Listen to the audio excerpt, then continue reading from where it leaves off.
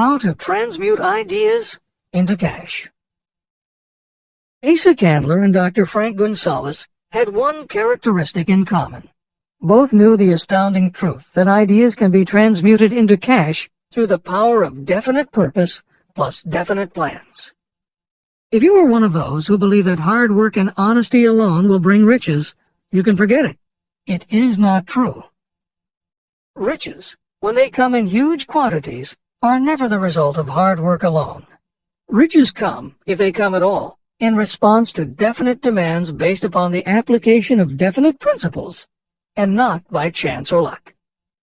Generally speaking, an idea is a thought that prompts you to action because it appeals to your imagination. All master salespeople know that ideas can be sold where merchandise cannot. Ordinary salespeople do not know this. That is why they are ordinary. A publisher of low-priced books made a discovery that has been worth much to publishers. He learned that many people buy titles and not the contents of books. By merely changing the name of one book that was not moving, his sales of that book jumped upward more than 1 million copies. The inside of the book was not changed in any way. He merely ripped off the cover and put on a new cover with a title that had box office appeal. That, as simple as it may seem, was an idea. It was imagination. For those readers who think that replacing the cover of a book is just too simple, or that they couldn't do it anyway because they are not book publishers, the editors would point out that if you had had that simple idea before the publisher did, he probably would have been glad to sell you those failed books at pennies on the dollar. Then you could have been the one to change the cover, and suddenly you would have been the publisher of a bestseller. However, the idea of replacing the covers wouldn't have meant a thing if you didn't also have ideas about how to market and promote that flashy new cover. And that is Hill's point. Coca-Cola was a recipe, a creative idea. But it would have stayed just a recipe if Asa Candler hadn't also had other creative ideas to market it, and the faith in himself to carry through on those ideas. Spence Silver was a chemist working for 3M when, by accident, he created a glue that wasn't very sticky. Needless to say, 3M was not much interested in glue that didn't stick, and Silver's invention was shelved as a failure. But Silver liked his glue, so for 5 years he kept demonstrating it to anyone who would listen. Nobody did, until Arthur Fry, who worked in the tape division at 3M, found that when he was at choir practice, he kept losing his place in the hymnal because the pieces of paper he used to mark his place slipped down or fell out of the book. A little of Silver's not very sticky glue on the slips of paper, and they stayed where he wanted them, then peeled off easily when he was done. That was the eureka moment. They had just invented the world's best bookmark, Post-its. But that's not the end of the story, or the end of the imaginative ideas that were needed to make Post-its happen. Fry would also need perseverance. First, he had to convince the engineers to solve production problems, and to do it, he knocked a hole in his basement wall so he could install a prototype of the production equipment. He stuck with it, and finally, 2 years later, 3M gave the project to their marketing department. The marketing experts put together ads and brochures selling this sticky notepad idea and rolled it out in a 4-city test. The results were a disaster. Nobody got it, so nobody bought it. Who would pay money for scratch paper? The Post-it project was about to be scrapped when Jeffrey Nicholson and Joseph Ramey added their imaginations. Like Silver and Fry, Nicholson and Ramey had faith in the idea because they saw how people in their office fell in love with these little sticky pieces of paper once they started working with them. So Nicholson and Ramey went to Richmond, Virginia, one of the 4 test cities that had failed, and they went up and down the business district, going into offices and giving pads of Post-its to receptionists, secretaries, and anyone else who would listen. Whereas 3M's conventional marketing machinery had failed, giving Post-its to the people who would actually use them did the trick. Once those Richmond office workers started to use Post-its, it didn't seem like a bad idea at all to pay for scratch paper. They got it, and they bought it. The Richmond test turned from failure to success, and soon Post-its were sticking to everything around the world. Here's another simple idea that imagination turned into success. The story began with a man whose problem was just the opposite of spent silvers. This man had something that stuck too well. George de Mestral was a Swiss mountaineer who went hunting one day with his dog. But when they got home, they were both covered with burrs. The burrs were so difficult to remove that de Mestral put them under a magnifying glass to learn why. He saw that they were covered with tiny hooks which attached themselves to fur and fabric. That was when the flash hit. If burrs stuck where you didn't want them, why couldn't you put tiny hooks on things so they would stick where you did want them? Like everyone else mentioned in this book, de Mestral had an imaginative idea. But that was just the beginning. He also had the faith in himself to keep going when people laughed at his idea, which many did, until he eventually found a French textile plant that would help him do what he wanted. However, even when they finally worked out a way to use cotton fabric to make what they called locking tape, they couldn't afford to mass-produce it. And that's when de Mestral accidentally discovered that when you sew nylon under infrared light, it naturally made little hooks. Now they could manufacture it economically. All they needed was a name. One side was fuzzy like velvet, and the other side was crochet, the French word for hook. Take half vel and half crow, combine it with imagination. The result is Velcro, and a Swiss mountaineer becomes a business tycoon. The Sony Corporation once tried to make a very small stereo tape recorder that would work with standard-size cassettes, but they couldn't do it.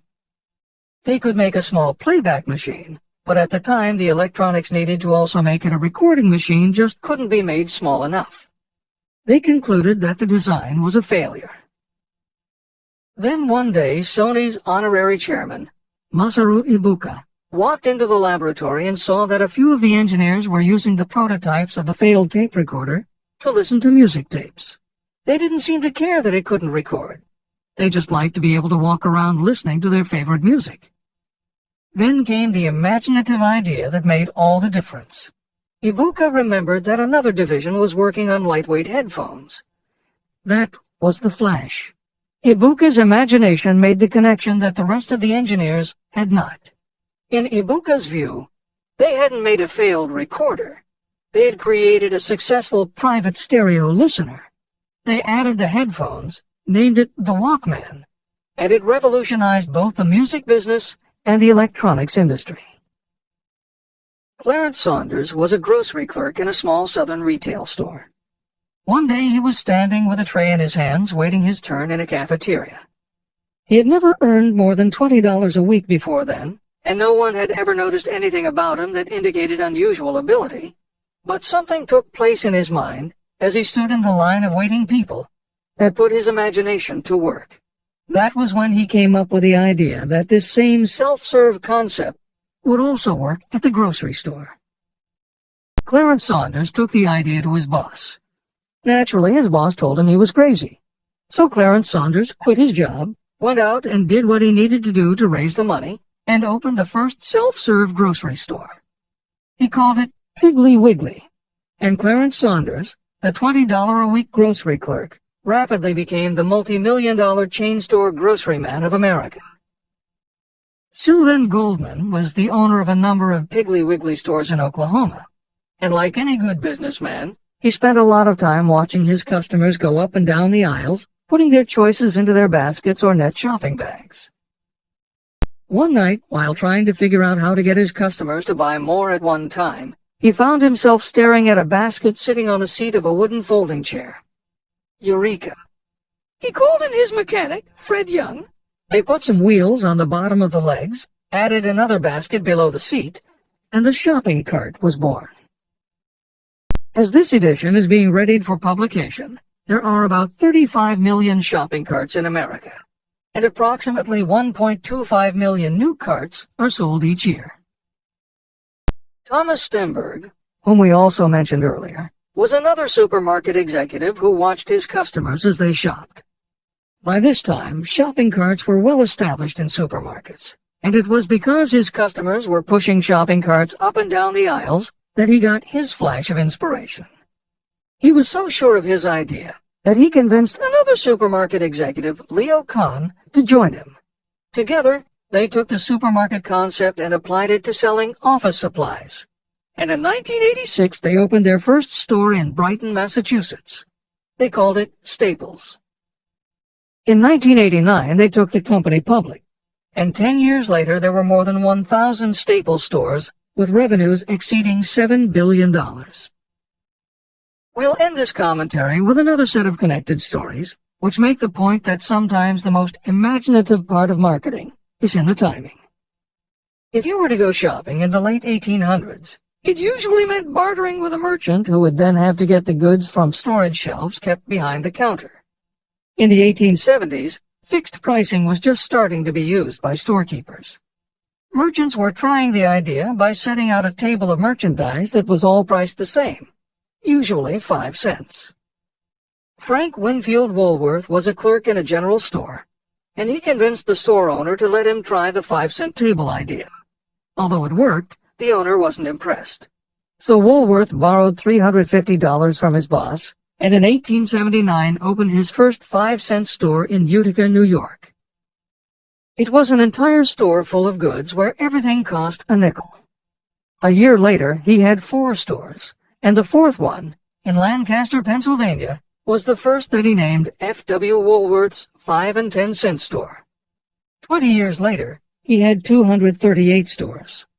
By the time of his death in 1919, there were over 1,000 F.W. Woolworth locations. He had established the first nationwide chain of general merchandise stores, and he had built the tallest building in New York City as his headquarters. The Woolworth Company stayed true to the original idea and didn't carry any merchandise that cost more than a dime until 1932, when the top price was raised to 20 cents. But as times changed, the fixed price was dropped, the merchandise became more varied, and the company kept growing until it had over 8,000 stores worldwide, selling everything from notions to appliances and furniture. Then, in the 1960s and 1970s, something started to happen. The mood of America was changing, but the Woolworth stores weren't. And that was when Sam Walton opened the first Walmart in Rogers, Arkansas, in 1962. Walton got into the retail business after the Second World War, when his father-in-law loaned him the money to buy a franchised Butler Brothers store in Bentonville, Arkansas. By 1962, Sam and his brother Bud owned 16 variety stores in Arkansas, Missouri, and Kansas. It was in these stores that Sam Walton first started adding the magic ingredient of imagination. In addition to his flair for promotion, Sam tried new approaches to the way household goods and general merchandise could be sold at retail. He insisted on clean, well-lighted interiors, and he introduced the concept of self-service, with aisles wide enough for shopping carts and checkout counters at the front of the store. He also started buying direct from manufacturers, and he created profit-sharing plans that kept his family of employees loyal, hard-working, and neighborly. In 1962, he incorporated those and other imaginative ideas when he opened his first store that he called Walmart. The basic magic was that he sold brand-name merchandise at discount prices. But there was also magic in the way he kept a friendly hometown feel to his store, even though it was what is now called a big box store. Sam Walton's Walmart store was a success, so he just kept building and opening more of them. First in small towns and rural areas, then in larger towns, then big cities, and it wasn't long before he had a national chain. By 1992, when Sam Walton died, there were more than 1,700 Walmart stores. It was the biggest retailer in the country, it employed more than 600,000 people, and Sam Walton was the richest man in America. In 2003, the stores numbered more than 3,200 in the U.S. and more than 1,100 in foreign countries. The company employed more than 1,300,000 people worldwide and served more than 1 million customers a week. Along the way, Woolworths and other older retailers such as Kresge's tried to get on the bandwagon with their Woolco and Kmart stores, but they couldn't seem to get it right. They had given up their old 5 and dime identity to become higher-priced general retailers. And when Walmart came along and redefined that part of the market, the others seemed to have run out of the kind of imagination they'd had in the beginning. Now, here's the twist to the story. David Gold was running a liquor store that he had inherited from his father. He noticed that whenever he put out a display of goods priced at 98 cents or $1, the goods would sell okay. But if his sign said 99 cents, the goods sold out in no time. He decided that he would open a store called the 99-cent only store, where everything would be priced at 99 cents. Sound familiar? Frank Woolworth's imaginative idea from 1879, which had been dropped at his namesake chain by the 1940s and 1950s, had just gotten a fresh shot of imagination from David Gold in 1982. As usual, friends and family told him he was crazy, but David Gold went out to find suppliers who would sell him discontinued merchandise or overproduced products at a price low enough that he could offer them to the public at 99 cents. He found them. And they even had brand-name products of everything from hardware to pantyhose, cleaning products, motor oil, kitchenware, cosmetics, electronics, toys, canned goods, frozen foods, cookies, fresh fruit, even gourmet foods. More than 5,000 items that he could sell for 99 cents and still make a profit. David Gold opened his first well-lighted, brightly colored green and fuchsia wide-aisle store in Inglewood, California in 1982. By 2003, he had 142 stores in California, Nevada, and Arizona, and he was listed on the Forbes 400 as having earned a personal fortune estimated at more than $650 million. As Napoleon Hill wrote elsewhere about the creation of Piggly Wiggly, where in this story do you see the slightest indication of something that you could not duplicate? The plan, which made millions of dollars for its originator, was a very simple idea that anyone could have adopted. Yet considerable imagination was required to put the idea to work in a practical sort of way. The more simple and easily adapted an idea is, the greater is its value, as no one is looking for ideas that are involved with great detail or are in any way complicated. There is no standard price on ideas. The creator of ideas sets his or her own price, and if they are smart, they get it. The story of practically every great fortune starts with a day when a creator of ideas and a seller of ideas got together and worked in harmony. Carnegie surrounded himself with men who could do what he could not do, men who created ideas and men who put ideas into operation, and that was what made him and the others fabulously rich. Millions of people go through life hoping for favorable breaks. Perhaps a favorable break can get you an opportunity, but the safest plan is not to depend upon luck. It was a favorable break that gave me the biggest opportunity of my life, but more than 20 years of determined effort had to be devoted to that opportunity before it became an asset. The break consisted of my good fortune in meeting and gaining the cooperation of Andrew Carnegie. On that occasion, Carnegie planted in my mind the idea of organizing the principles of achievement into a philosophy of success.